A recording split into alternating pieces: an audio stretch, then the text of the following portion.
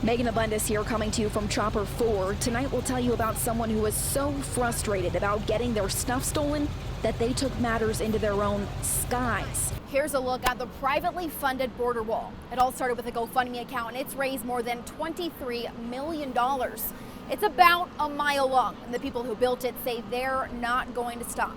Tessa, Steve, these winds are still really strong out here. We're standing at a home that was unfortunately taken by this quick-moving fire. Fire crews say this fire ripped across farmland.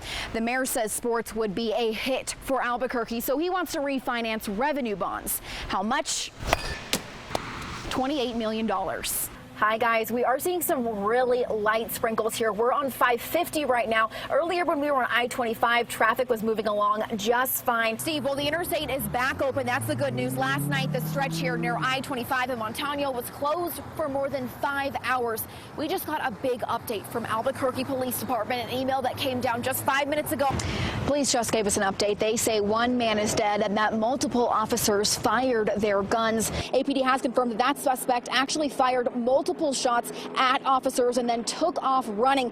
Hundreds were at the plaza tonight. Some lit candles while others shed tears, but they were all hurting and they were all trying to find some type of comfort. She had so much future ahead of her, such a bright future ahead of her. It's so hard to lose a child at that young age. It's a community with many questions. Why did this happen? You know, why did she die? This little girl affected everybody's life. So what does that mean? How do you explain it? The loss of a beautiful 5-year-old girl to children just like her. It's sad that the little girl died. Yes, it is. Because of the little girl who died, we're praying for her. These people had hope on Sunday. Renesmee Calzada was missing, but they searched. Then hope became heartbreak Wednesday afternoon. The search ended in our Rio Grande. They found her, but you know, she didn't make it. Words kind of escape you in situations like this. There are so many questions, some that will be answered in coming days and weeks, but some we wish we never had to answer. Why are they going to light the candle? They're going to light a big candle up there, and then that big candle's going to light all of these candles. Just like those candles at the vigil for Renesmee, these fathers, mothers, everyone here can only try to overcome the darkness. That's why they have the candles? Oh. And be the light for a little girl who shined so bright. Our God that we serve is near to the brokenhearted. You know, he binds their wounds. And so that's where we can start. Who shot you? Who shot you? Who's around here? We need to know before we get hurt. Who's out here? Who shot you? Who shot you? Jose, stay with me. Who shot you? Police officers trying to help a man shot at the Belen Crossing apartments, then dumped in the parking lot of a nearby business. It happened back in February, but people who live at the apartment complex remember it like it happened yesterday. And the car went vroom right there, and then they turned around and went vroom and then left. Stop. You know exactly what happened. I don't know what happened. Have a seat. The shooting left the victim seen in this video paralyzed from the waist down, but no one behind bars. Interim Police Chief Jose Natividad knows the people who hang around these apartments well. These are the people running the crime. Yes, in our town, they're the people that are frequent flyers. We deal with them on a daily basis. We know them by name. If we don't know their exact date of birth, we know what year they were born in. Born in 85, right? Yes. The February shooting is just one of many crimes centered around the tiny apartment complex, which sits right in the middle of Belen. Records collected by KOB4 show 228 calls for police service in less than a year. Anything that revolves around narcotics, fights, loud parties, shootings, illegal narcotic use, it's a little bit of everything. The crimes include battery, prostitution, domestic violence, and theft. That's what they do. That's all they do is around here is drugs. It seems like You won't see normal anything around here. This woman agreed to speak with us about what it's like to live at the complex, but did not want us to share her name. People that steal, and they steal people's cars around here. Another man, his car got stolen twice in a matter of 2 weeks. You name it, we're out there all the time. Records show police have been called to the complex as much as 3 times a day. And some days it's a miracle if the cops don't come. That's crazy. Police say squatting is a problem here too. Lapel camera video shows police storming into one apartment after a call for drugs came in back in January. Get on the ground!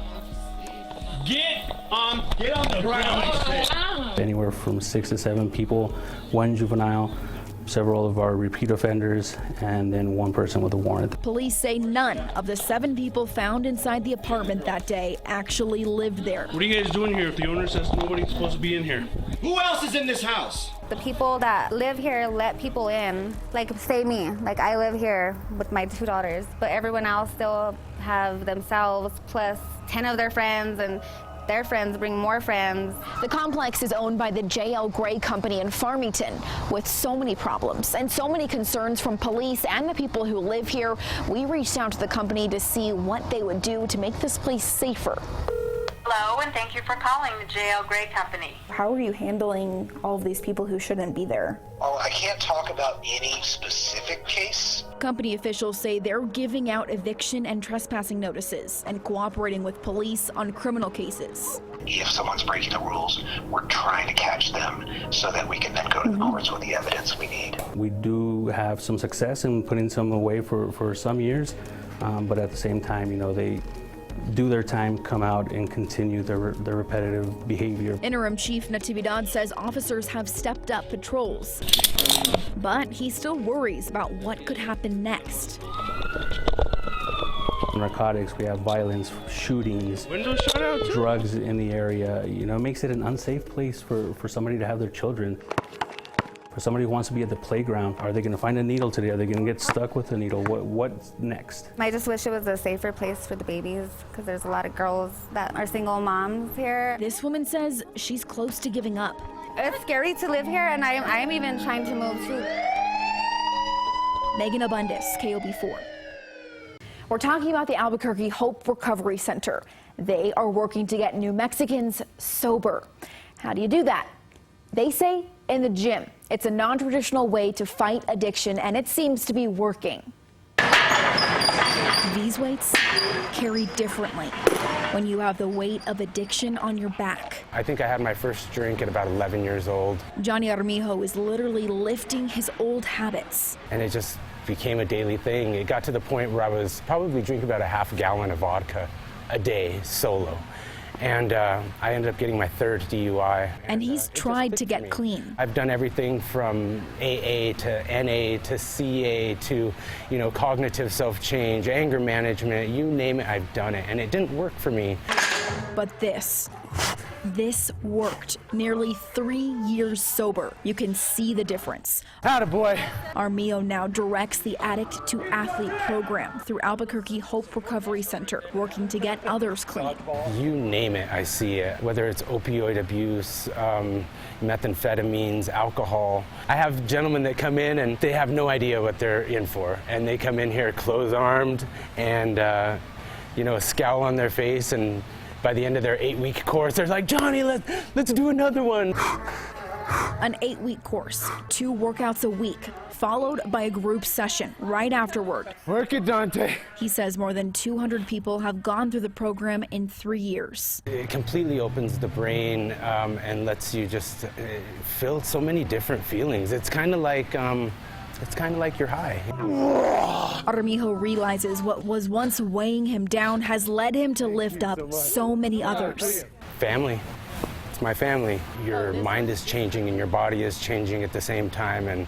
And once you get that combination, it's no holds barred.